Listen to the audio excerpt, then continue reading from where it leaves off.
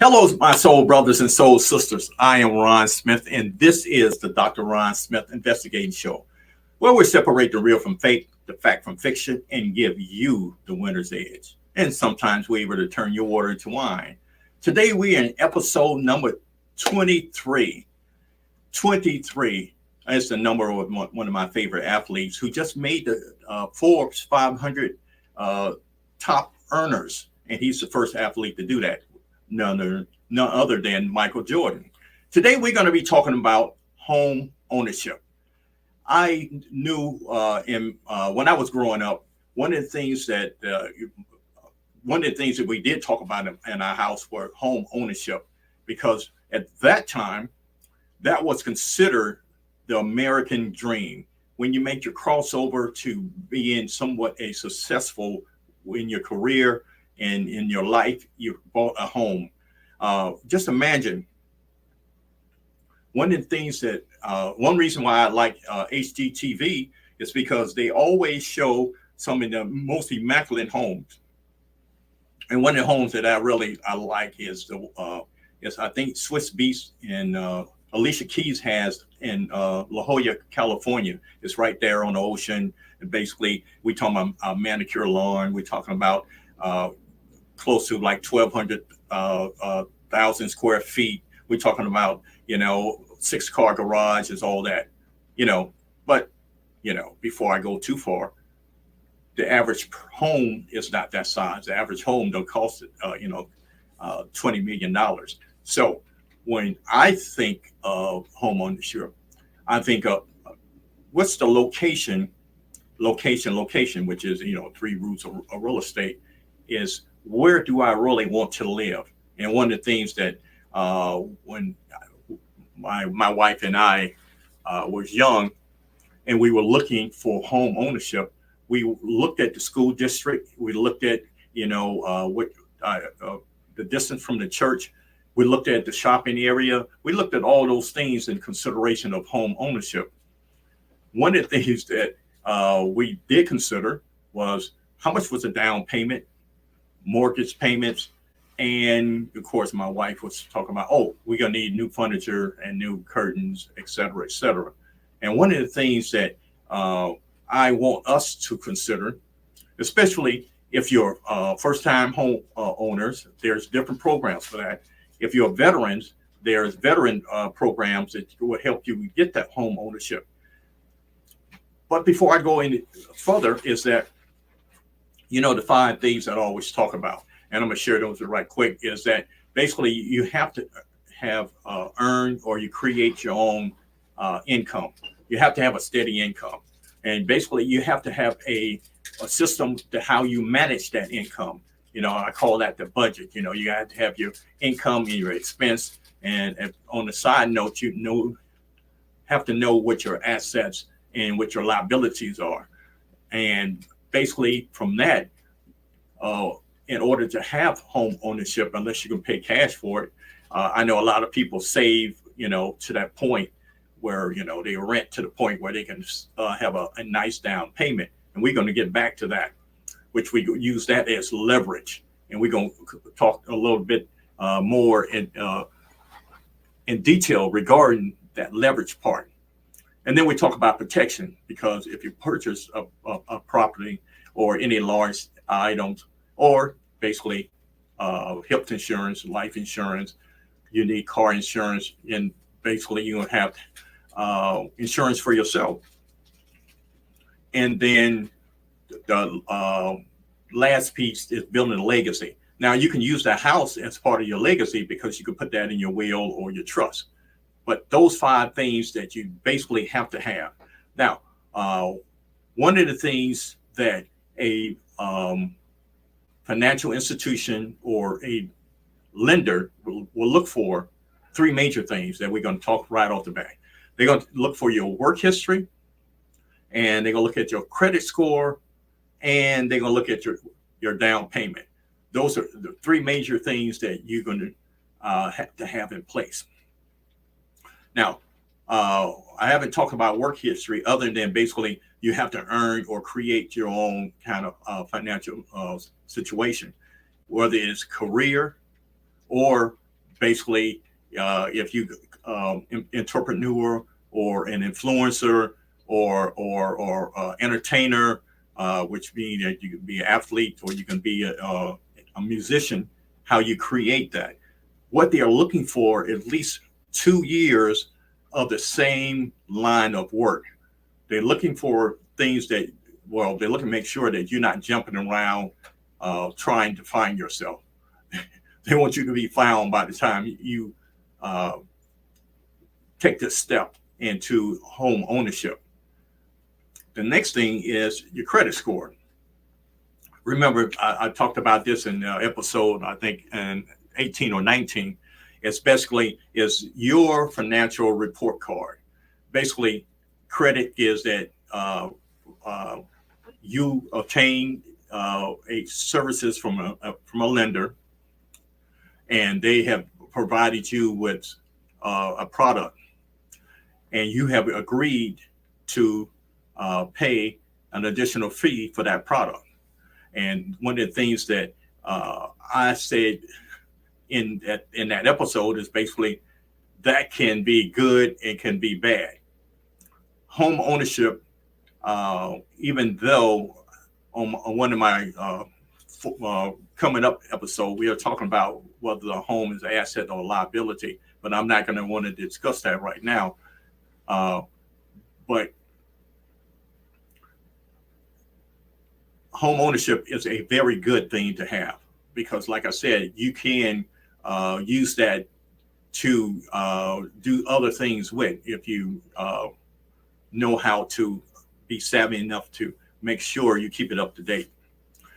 There are 3 credit bureaus, remember, TransUnion, Equifax, and Experian. Those are the credit unions, major credit union, but also your credit score and FICO score are somewhat used simultaneously, or it's meaning the same thing, which is basically FICO which is your Fair Isaac Corporation, is a major software company that calculates a person's credit scores. And as I stated, I'm gonna restate it again. Your credit score consists of your payment history, which is 35% of it. 30% is the amount you owe. 15 is the length of your credit history. 10% is your mix of credit, which is student loans, mortgage, car payment, et cetera, and 10% is of your new credit, which may you applying for different other credit sources, another credit card. Now, you got to be careful when you do that because those are a hard line on your credit, and they do reflect on that. And you got to be careful, especially when you're dealing with credit cards. And we talked about credit utilization, which is, I gave an example. If you have a line of credit or a credit card for $1,000, you don't want to go over 300. And the most precise way is that you don't want to go. You probably want to keep it at 250 per card. And I suggest basically you have at least minimum of 3 different revolving credit cards. So looking for a home, 640 is good. 720 is better. Now, if you get over 760, that's best. And the reason why you do that, because each time that you get from good, better, and best is that you don't have to pay mortgage insurance. And that's one of the things that if you go in at the lowest, let's say that basically you're trying to get a 3.5 FHA loan, more than likely you're going to have to pay mortgage insurance with that. So the higher amount of money that you can use for a down payment is the better for you. And also remember, they're also looking at your debt to income ratio. The debt to income ratio, which means that basically you have to uh, show them basically you are able to make this repayment. And basically the whole idea is that they're going to sell you money to buy this home, which is a product, and they want to make sure that they get their money back. So let's say that basically you drive by this neighborhood, you're seeing basically it's in it's near your church, maybe even in walking distance. It's in the school that you want your children to grow up in because they have a great education system. It's within a mile of a shopping area, and basically you have your eye on that particular property. You've driven by it in the mornings. You see where the school bus pick up the kids. You drove by it on the weekends. There's not a lot of cars, a lot of activities around it. And one of the things that you notice that there's no regular cars or no boats and etc. Would give you a hint that neighborhood probably have an HOA, which means that basically besides the mortgage payment, besides the down payment, besides the new furniture and all those things, you're probably going to have to pay a HOA annual fee. And if you're connected to a golf course, at least I was given the option that I can tie that golf membership into my mortgage. Those are other considerations you need to be concerned with. Also, closing costs. There's attorneys and realtor fees that comes along with that. Those are all the things that come to mind when you get ready to buy or purchase a home, and all those things that you should consider when you purchase a home. And I know basically as someone is, you can get emotional attached to certain things. You go into a neighborhood, it's a perfect neighborhood that have all those things that I mentioned that's in there. And then let's say you're not the only one looking at that home. So you might get into what they call a bidding war. You have to consider doing one of those things. So one of the best things that I can suggest that you go to your financial institution. And for me, it would be a credit union because, I think they are more in tune to the members of that membership of that credit union versus, the commercial banks. And the ones I'm talking about. So one of the things that we always have to be considered is when you actually look at the property. And I talked about this in episode, I think 17 or 18, what to look for when you look at a piece of property. When you're doing a drive-by, you can't actually see some of the nuances of the house. So basically, one of the things you want to do is when you are really serious about doing it, you need to contact a realtor, because a realtor, if a home is for sale, will be able to get you the keys so you can actually go inside and actually walk around and get a close-up view of that.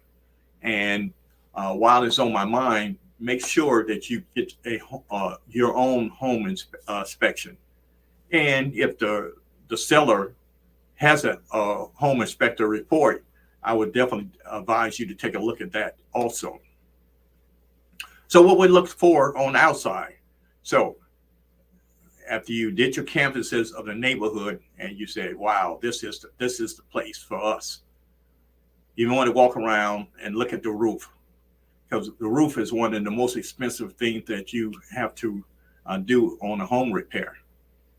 You want to make sure when you look at the roof that look at the drainage. See if there's any standing water around the drainage, which means basically is it gutter or has a gutter guard on it, gutter free, and see if there's any standing water around the home, because you want to make sure that it's properly drained. The next is that once you get with a realtor, you'll be able to go inside and you'll be able to go into the basement. And what you're looking for in the basement is if there are any moisture collecting in it. One of the things that I also would highly recommend that you also make sure if it's on the slab or if it's in the crawl space. I personally prefer crawl space because if there are any major plumbing issues, basically you can do it from the to outside. If you're in a surface that they would have to break up that surface to get to any major issues, but that's some one of the considerations that you have to take in consideration. The next is when you go up in the attic. In the attic, what you're looking for the installation. Well, it's there's a fluff installation or there's strip installation, and the next thing you want to look at storage. And when we come back after our break, we can continue to look for what we need to do in with home ownership 101.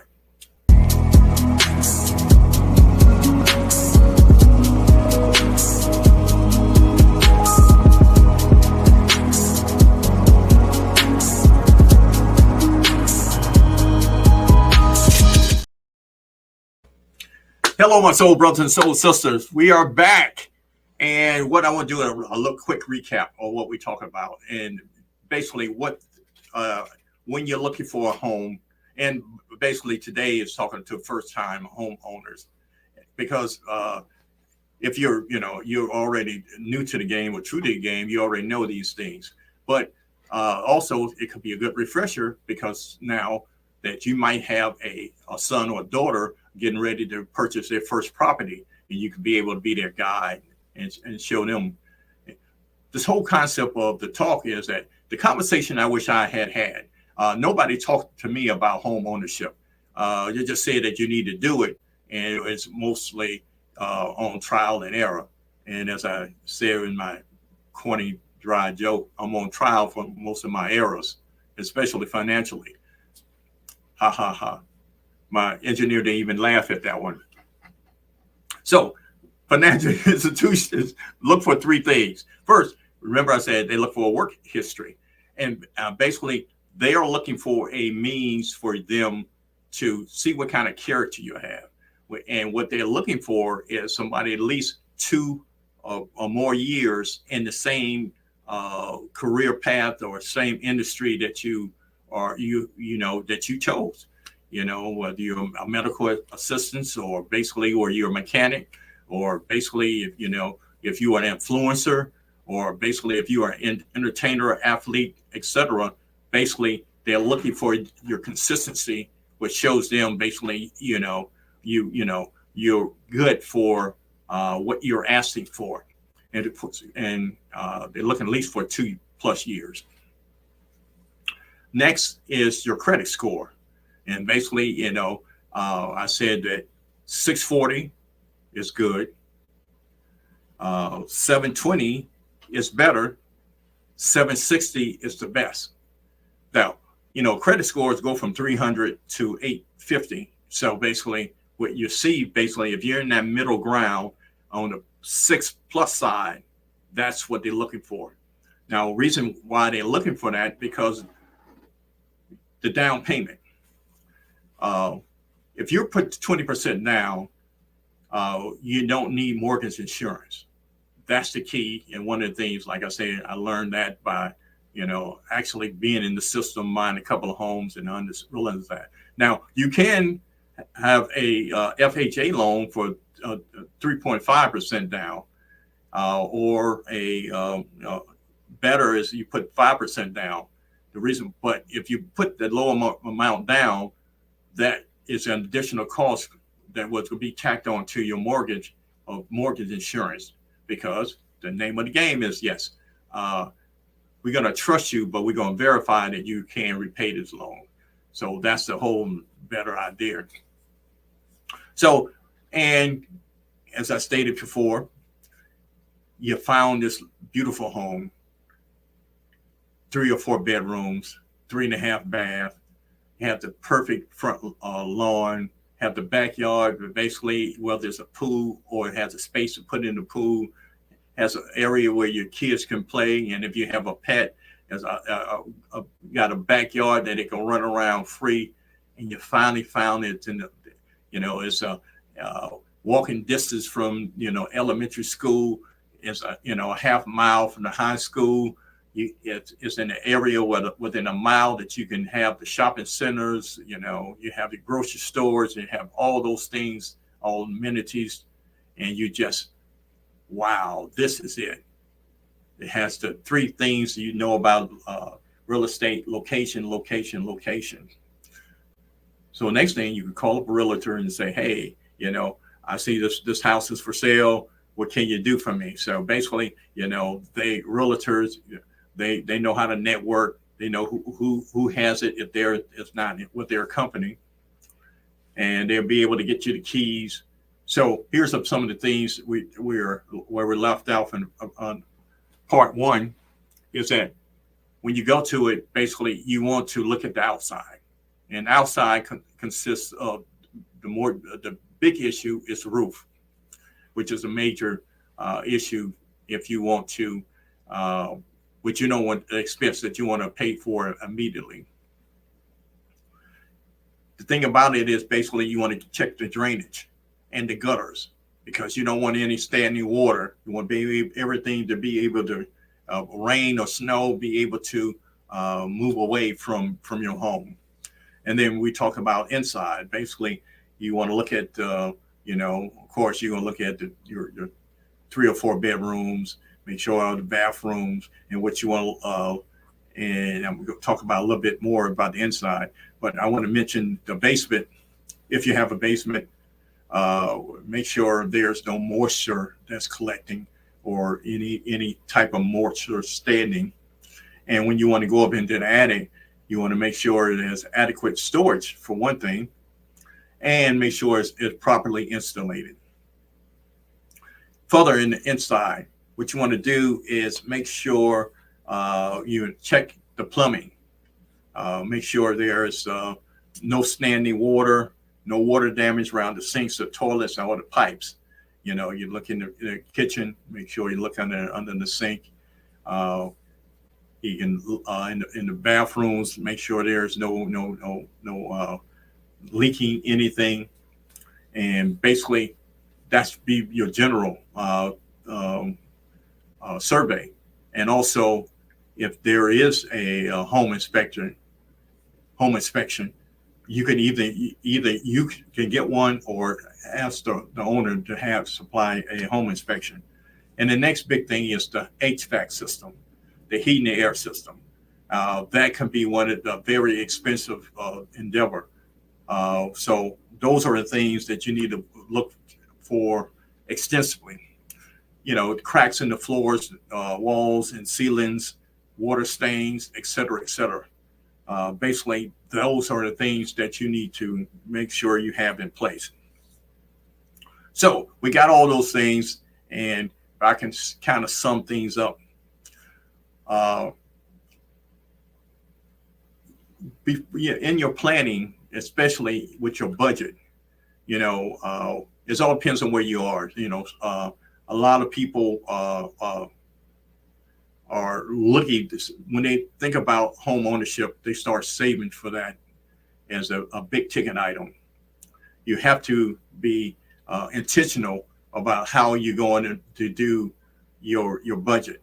Like I said, you can do a 3.5% FHA, but you're going to have to pay more for the mortgage insurance.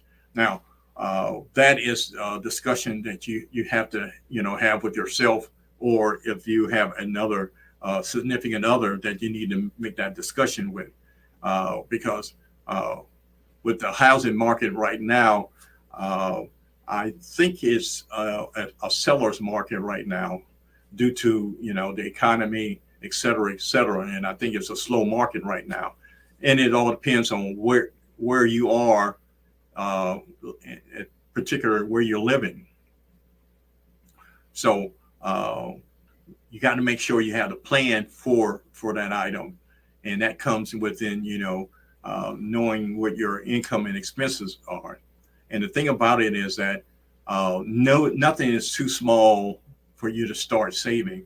It's the habit that you need to develop, because it might take you, 3 years to get that down payment. It might take you 5 years to get that down payment.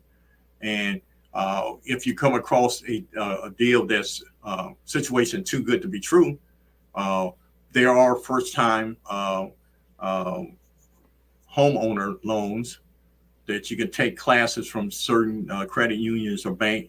They will assist you in getting that into a home. And don't forget, there's a thing they call starter homes, which means, yes, I want that 3 or 4 bedroom, 3.5 bath. But right now, I may have to settle for a 2-bedroom townhouse. And that might be another consideration, that you can start small. Or if you know somebody who know how to flip houses, you can invest in one of those homes and go from there. So there's a lot of ways that you can obtain home ownership. And instead of waiting on that dream home, you can start building some equity in a home that basically you can afford and move up. I can buy this in the next 2 years, and I live in it maybe 3 or 4 years, knowing that basically I'm looking at that 3 or 4 bedroom house with 3.5 bath in the location that pretty much where I'm looking at. In the meantime, you have to keep your eye on your FICO score. Most people don't pay attention to it and think it's just going to take care of itself. Your FICO score is not going to take care of itself. If you've been working over 10 years, you are going to, there might be some things, and especially you need to get your annual credit report. And you can get free credit report or annualcreditreport.com. You can get your credit report. Or you can actually go to Equifax, TransUnion, and Experian to go directly. So one of the things that we all should be cognizant of is that everything you're making your dream to reality takes planning. That's the first thing you need to do. All of these things can be achievable if you have a solid enough plan.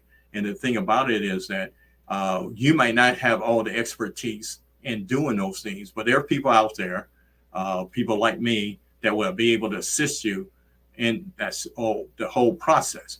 So you don't have to go through that whole thing alone. So the whole thing that I want to share with you today is that to get the unmanifested of that dream into reality takes your plan that, this is what I want to do within the next, let's say 18 months, have that plan of saving, then start executing. So that is Home Ownership 101. I know I shared a lot of information. I covered, one of the things that I try to do is cover some ground that I already covered, because, faith coming by hearing, and hearing, as the scriptures say, by the word of God. And the hearing and actually doing is your part.